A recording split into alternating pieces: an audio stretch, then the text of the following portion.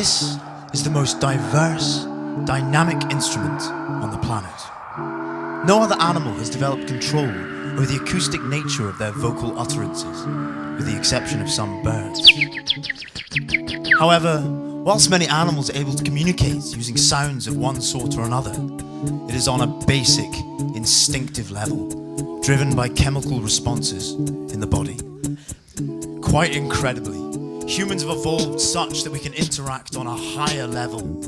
We can share knowledge with one another using imitated vocal sounds, and we can even invent new sounds to describe the unknown. A voice has the power to emote laughter, give rise to tears, take your breath away, and soothe a child to sleep.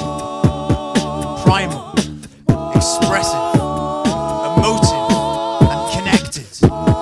This is the human voice.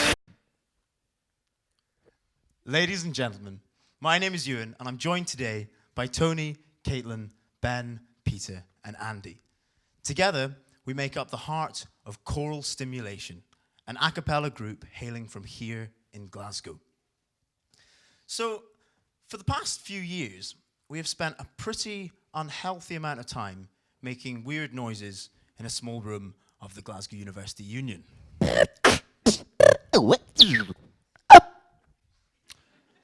Why on earth would we do such a thing, you might ask? For some, we'd come from choral backgrounds and thought we knew what we were getting into when we signed up. For others, we just stumbled into the wrong room whilst looking for the toilet. I simply misread the sign saying choral stimulation auditions and was expecting something completely different. But I can say that all of us are here now having discovered something quite profound. Something we certainly hadn't anticipated when we joined, and perhaps something we hadn't found in other musical pursuits thus far in our lives. So today we'd like to try and share with you a little bit of this vocal magic that they call a cappella. And I think there's only really one way that we can do this any justice. And I'm sure all of you must have been expecting this, coming to an a cappella-based TED Talk. So, the moment you've all been waiting for. I am absolutely kidding. A whole load of people simultaneously look for an exit there. Don't worry, I won't put you through that. But with the help of the rest of Choral Stimulation, we'd like to try and help demonstrate some of the virtues of the human voice. And hopefully by doing so, we can all start to understand a little better why we have spent so much of our time over the past few years making weird noises in a small room of the Union. To begin with, I'd like to take you through the basic elements of vocal music.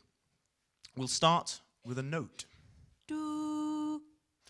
Now this note has an associated frequency. Interestingly, if you double the frequency, you get the same note, but up an octave. Do, do. Now, the vast majority of vocal melodies usually reside within this one octave, sometimes maybe two. However, in a cappella, we can combine singers of various natural ranges to get up to 4 octaves. Middle note, Low note. really low note. Sometimes even 5. Really high note. All right. Now, by using a combination of notes in between that, we can get a chord. Da. This, of course, is harmony. Now, we can have a tempo and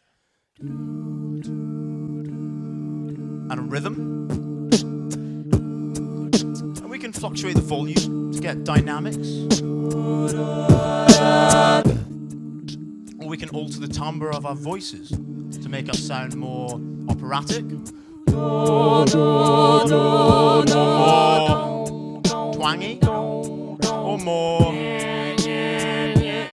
like Justin Bieber. Now we can blend all of these elements together in any manner we choose. For example, we could make the harmony more interesting. We could complicate the rhythm.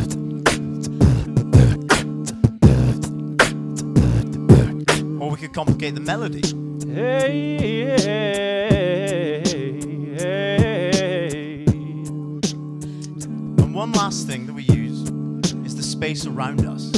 This gives us reverberation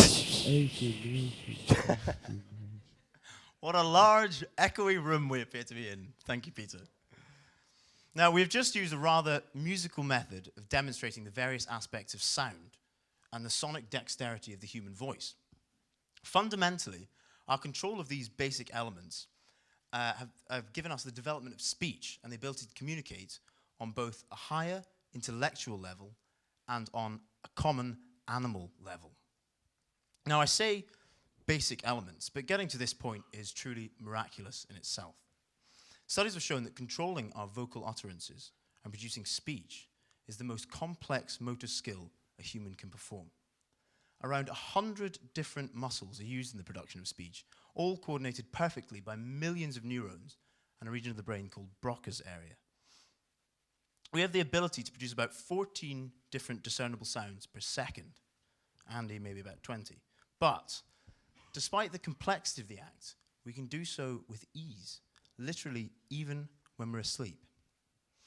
Surely, this is the ultimate feature of the human race, the definitive feature of our species. When performing, composing, or listening to music, there is activity in nearly every known part of the brain. It's literally mind-blowing. And part of our interpretation of speech, the emotional part, follows the same neural patterns as with music. We are hardwired to respond to the subtleties of the human voice on a level that I think is almost beyond our comprehension. A study that demonstrates this point brilliantly was carried out in which the words of a number of surgeon-patient consultations had been completely filtered out, leaving just the tone of voice alone. From this, listeners were able to tell which doctors had been sued for malpractice and which hadn't. The emotional nuances in their voice gave it away. So the voice is a vessel for emotion, which lays bare the underlying meaning, irrespective of the dictionary of words or languages that may be formed using it. Vocal music relies completely on this. The singer, like any other musician, creates a relationship between the different dimensions of sound we talked about, using melody, harmony, and rhythmic structure. And in doing so, creates a form of primal, expressive, emotive language. Now, much of the music we create is really quite complex, and this can give rise to rather abstract feelings, ones that are impossible to describe, specific to an individual, and completely situational. But I'm sure that many of you will have songs that set off certain emotions, whether it be a song that makes you think of a long-lost lost loved one and sets off extreme sadness, or perhaps it's a song that makes yourself and perhaps some of your friends behave wildly out of character on a dance floor on a Saturday night somewhere. Composers, arrangers, and performers often try to predict and tap into these emotional loopholes, effectively hijacking the brains of their listener. The easiest way to demonstrate this is with the major and minor chord. Da. And indeed, thanks to a lifetime of listening to modern Western music, we're all on some level hopelessly tied to this association of major equals happy and minor equals sad. And saying that, if you were thinking that this is a gross oversimplification, you'd be right. Here's an example of a song in a major key that may not necessarily make you feel happy. When the world leaves you feeling blue, you can count on me. I will be there for you. How did that make you feel? There's a huge variety of responses people can get from this. Happy, sad, cringing, general nausea, murderous rage, to name a few. Almost none of them positive, because very few people actually like this song. I'm kidding, of course, because as we all know, literally no one likes this song.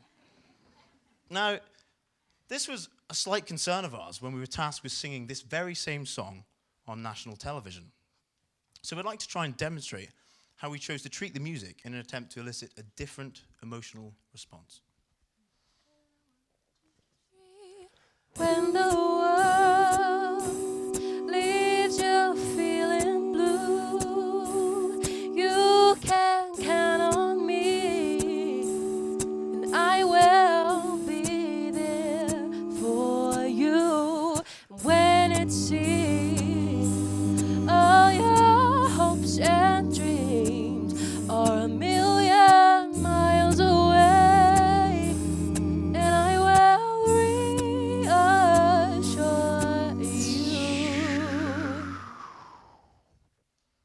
make you feel? Sad? Thoughtful? Reminiscent? Do you feel confused? Or aroused? Total bewilderment down here at the front? No. You may have felt nothing or all of the above, but the point here is that what is arguably the same section of music has seemingly endless possibilities for emotional communication. The human voice is the most immediate and connected instrument we have access to.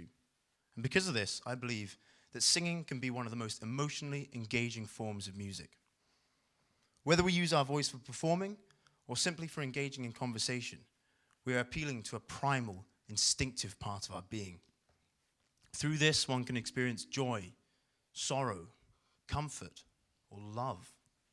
Such is the power of this most sacred human characteristic. Ladies and gentlemen, thank you very much for your time. It has been a pleasure and an honor to talk to you today. I hope you now all understand a little better why we have spent so much of our time over the last few years making weird noises in a small room at the Union, and why we will continue to do so. To conclude, we'd like to give a short performance. You may recognize some of it. Enjoy. Well, sometimes I go out by myself and I look across the water. And I think of all the things like what you're doing, and in my head I paint a picture. Well, since I've come home, well, my body's been a mess, and I miss your ginger hair and the way you like to dress. Won't you come on over? Stop making a fool out of me. Why don't you come on over, Valerie? Valerie, why don't you come on over?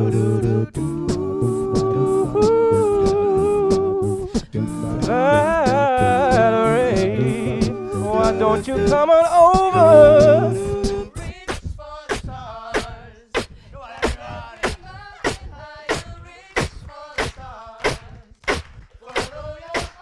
Reach for the stars.